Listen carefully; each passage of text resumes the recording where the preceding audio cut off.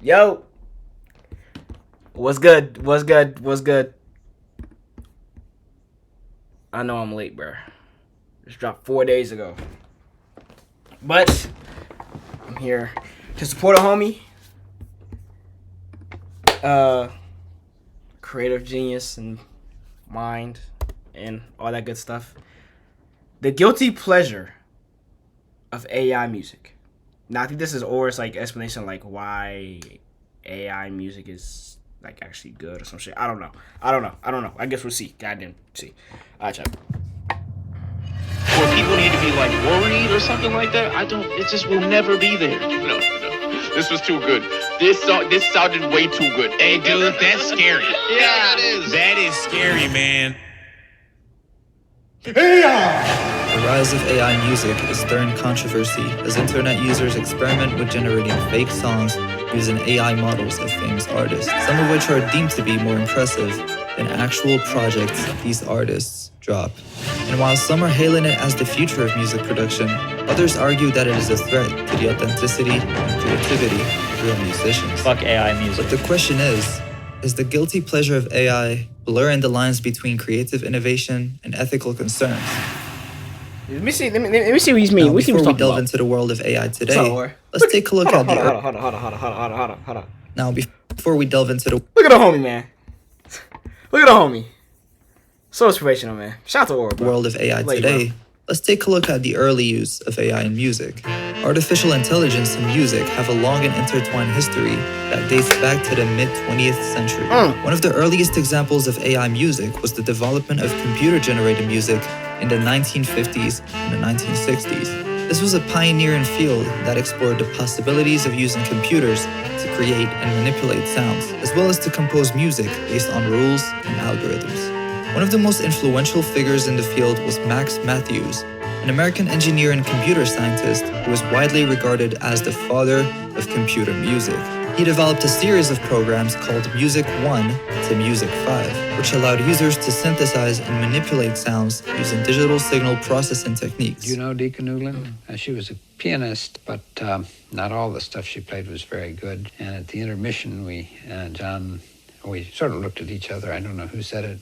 John said, the computer could do better than this. Why don't you write a program? So I went away and wrote Music 1, which did not do better than that, but which was a beginning. Music 4 was used to create some of the first ever computer-generated music pieces in 1961 called Daisy Bell. And if you ever scroll on TikTok enough, you would be familiar with this one. Oh, God, you don't have to hit me with an ad, man. Bro, this is creepy.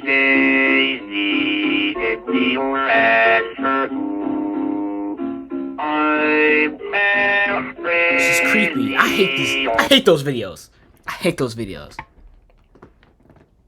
Like, bro, what? Like, what? Stop. Like, what? The early developments in computer-generated music That's clarinet, set the chat. stage Y'all for didn't know. later innovations in AI and music. Shout out to my clarinet, man.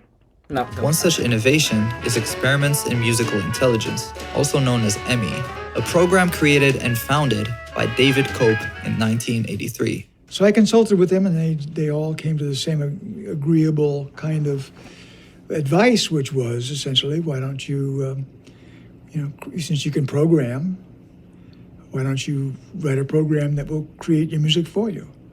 I thought that was a very good idea. EMI uses artificial intelligence to analyze and create music by deconstructing compositions, analyzing them, and separating them into parts. The program then determines patterns and signatures in the work that signify the piece's style and recombines the various pieces into new patterns without replicating anything exactly.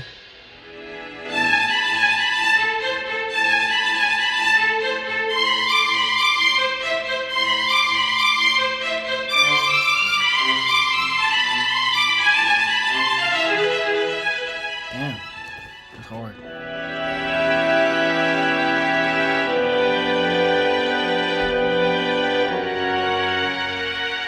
I mean, I bet it's easier to do it with, piano. The first notes of a computer-made song echoed through the industry, signaling a new era of music. And much like the haunting melody of Daisy Bell, AI music has continued to evolve, both captivating and chilling audiences with the actual flip. with its endless possibilities.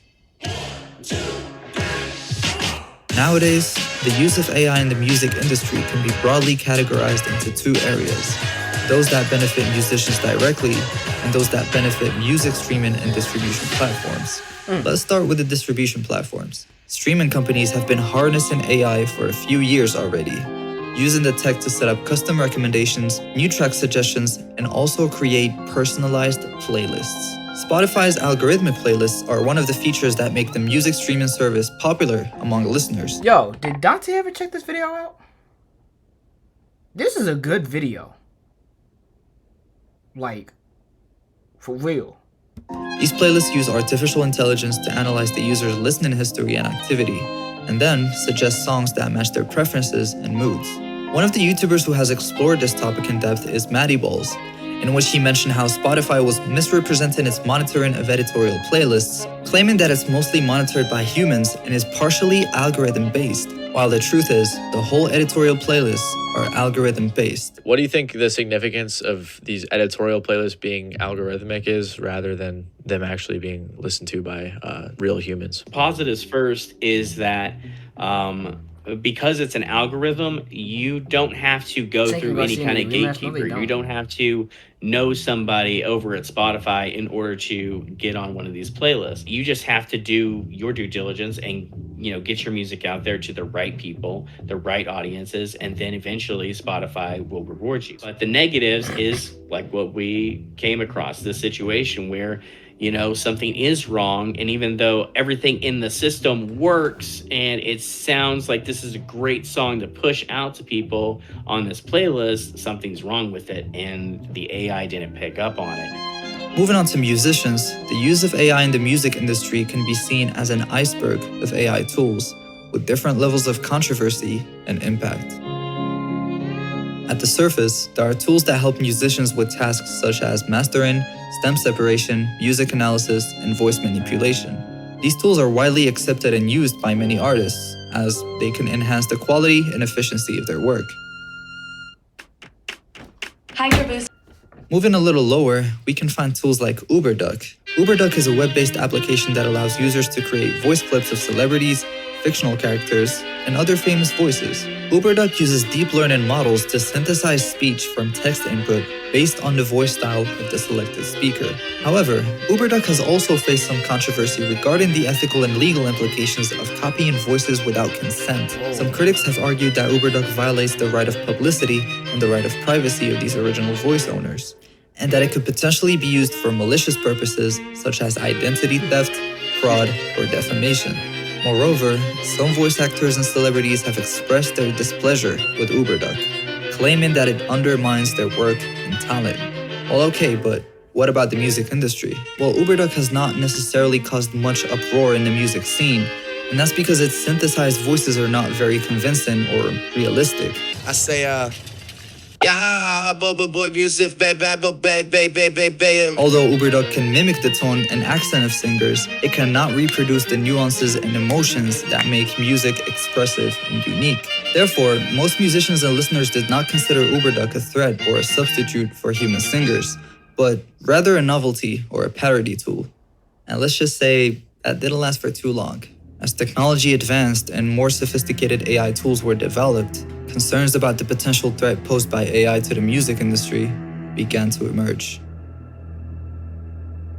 In 2022, two best friends, ex-Google machine learning engineer and ex-Palantir deployment strategist, founded 11 Labs, a cutting-edge browser-based text-to-speech software with a crazy feature that allows you to upload at least a 1-minute audio recording of anybody and use it as a text-to-speech voice. And it is insanely accurate. It was basically a super advanced version of UberDuck, allowing you to clone any voice you want with the choice to adjust the stability and clarity of your voice input. This is an AI version of Andrew Tate. Whatever you hear me say is not said by the real Andrew Tate. Subscribe to Aura Dies, though. Let's talk about what you can do if you're a bad actor and there's someone you don't like. Let's say there's a celebrity you don't like. You could take a voice sample of them, plug it into this program, and write up some horrible shit and post it online, claim it's a leak. A leak. Let's take this word and incorporate it into the world of music. Recently, streamer Aiden Ross leaked Travis Scott's unreleased verse on Rockstar Made by Playboi Carti in one of his streams. Yo, what's good? Yo, what the fuck are you doing, dude? Yo, it's good, bro. My bad, man. Are you serious? You're leaking shit on your stream? Nah. Yeah, I'm assuming. I thought it was leaked. Fucking 10 people text me. It's like, dude, I don't fucking watch this shit for 2 seconds and you start leaking shit. Where'd you even get it? I didn't fucking send you that. I thought it was leaked. And while some people thought that he genuinely forgot or that it was one of his usual publicity stunts, one portion of people mentioned something different and interesting. This is AI generated. Now thinking about it, people's doubt of the authenticity of an artist's voice in a song was beginning to rise. And this is due to the birth of the most trending AI technology in the music scene right now. Sovit's SVC. Yet another groundbreaking tool made by a team of developers and contributors mainly from China, Japan, and potentially other countries. SVC stands for Soft Voice Conversion, which pretty much explains what this tool is capable of. All you need is on one hand a trained model with a dataset, and on the other hand, a voice input or audio recording. You feed these into the AI, and just like that, you have an AI Travis Scott. For you I die again. For you I die again. That's crazy. By this point, it is very important to acknowledge that whenever a technology becomes widely available, there will always be both positive and negative ways in which it is used. On the positive side, it can be argued that musicians may use AI technology for non-commercial purposes, such as experimentation and creative exploration, with proper attribution or compensation for the original artist, and without negatively impacting their reputation. But doing all of what I just mentioned may just not be enough when it comes to cloning another human being's voice, ethically speaking. And I know morality is such a subjective topic and so relative that each one of us will have their own opinion. But let's just take a look at what's happening with the recent trend of AI songs and covers. This tweet by Roberto Nixon was the first big announcement of this AI technology. You might notice that I sound like Kanye West. No, Yeezy didn't record a voiceover for me for this video. I didn't learn how to do impressions. This is AI. So let me come back to my original voice for a second because this is crazy. Easy, Kanye, Weezy, Southside of Chicago, life ain't easy. All praise be to Lord Jesus, Donda, please rest easy. All praise be to Lord Jesus, Donda, please rest easy.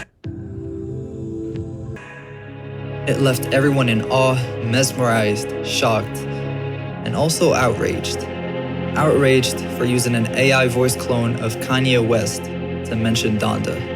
That's Pretty spooky stuff, and I think it's understandable. A lot of people on Twitter were pretty unsettled by it. And I also agree with quite a few people on Twitter that pointed out that it's pretty diabolical to put a bar about Ye's deceased mother in here and then have AI Ye rap it for you. I think that's pretty weird. So Roberto decided to make a video addressing his points, his thoughts on AI, and pretty much responding to everyone. And Moist Critical, who's this big YouTuber, he actually just made a video on my piece of content. So I wanted to address it too, because it did bother me because I do feel that I made a bit of a mistake, was that people were like, oh, he used somebody else's voice to shout out his dead mom on the track because I had a lyric about Donda in there. That one, I'd take full responsibility for. Like, I feel terrible for that because it was coming from a place of deep, deep love and respect, you know, like shouting out Donda. Like, I love my mom. I know the impact that she's had on my life and like the same impact, you know, sort of like that Donda had in Kanye's life, at least from what I know from the documentary. You know, in retrospect, I was like, okay, I think I understand why a lot of people would think that's weird. I felt terrible for that.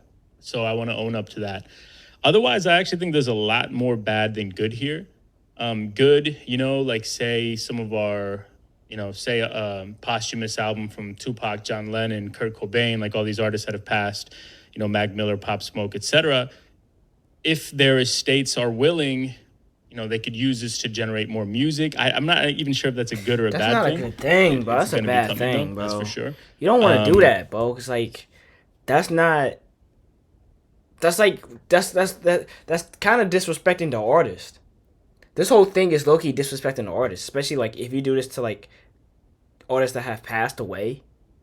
Like it's like almost like disrespecting them and making it seem like they have more music, but they didn't make it. They didn't make this music.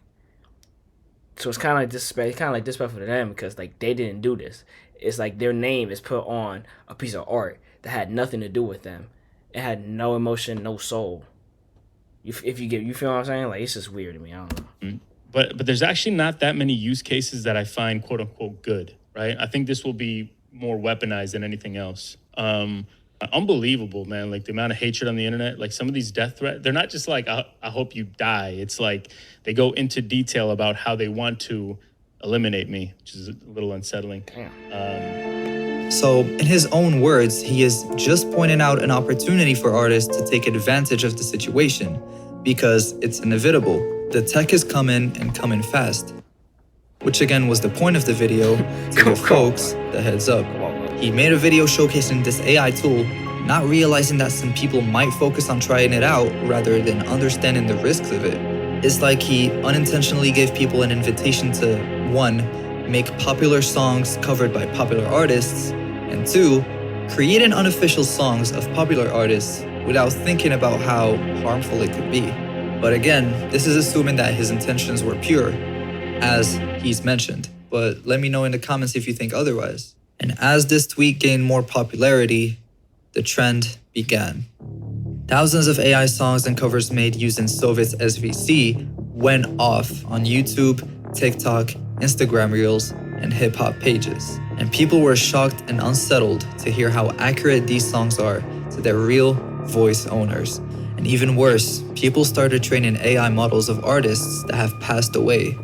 The likes of Juice WRLD, XXXTentacion, Pop Smoke, Tupac, and many more to be trained till this day to be more and more accurate. And with these models available to the public, well, you already know.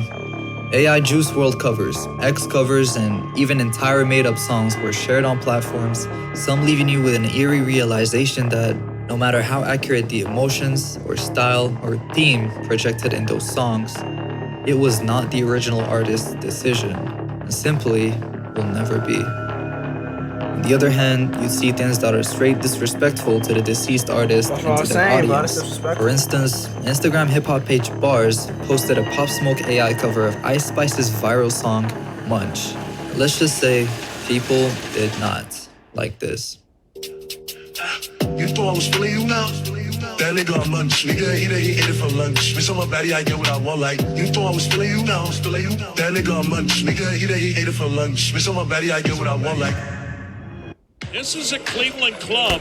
They just have a mindset that they will find a way. It's crazy.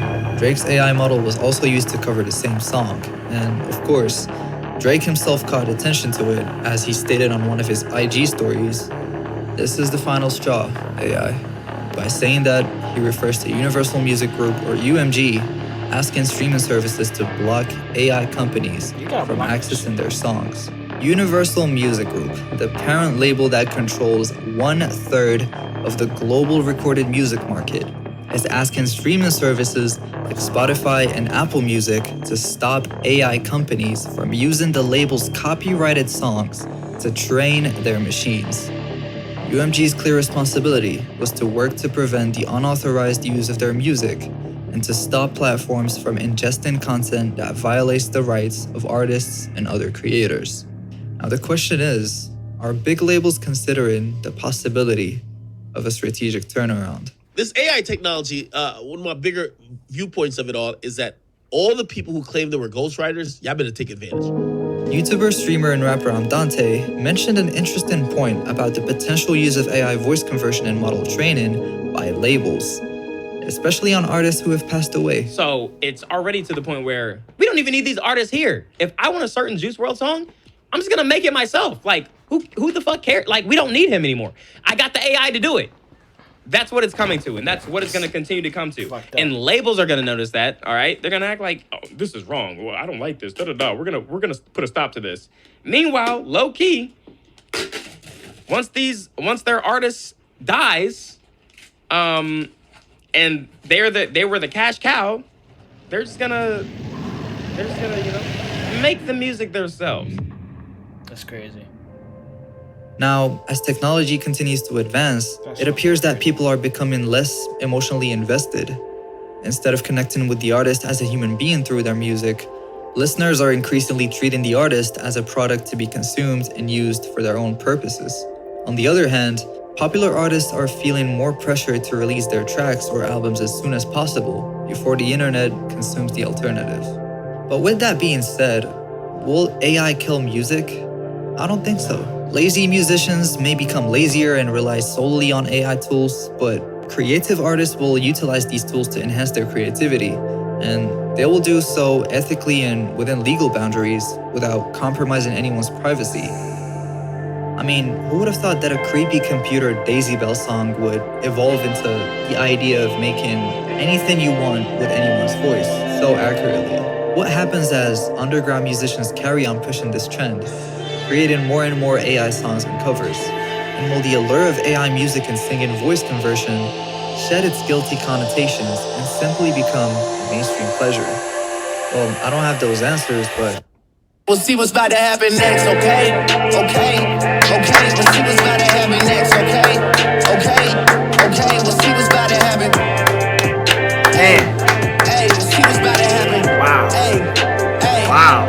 we'll see what's about to happen. Wow. If you made it to this point in the video, I do make music. I've recently released Inner Cloud. It's an album that is so versatile. You'll hear every genre on earth. W plug. W It's a promo. very condensed 30-minute W promo. album, so if you want to check it out, I really appreciate it. W But promo. Yeah, other than that, like, subscribe, and peace. What you are. Wow. What a great video, bro.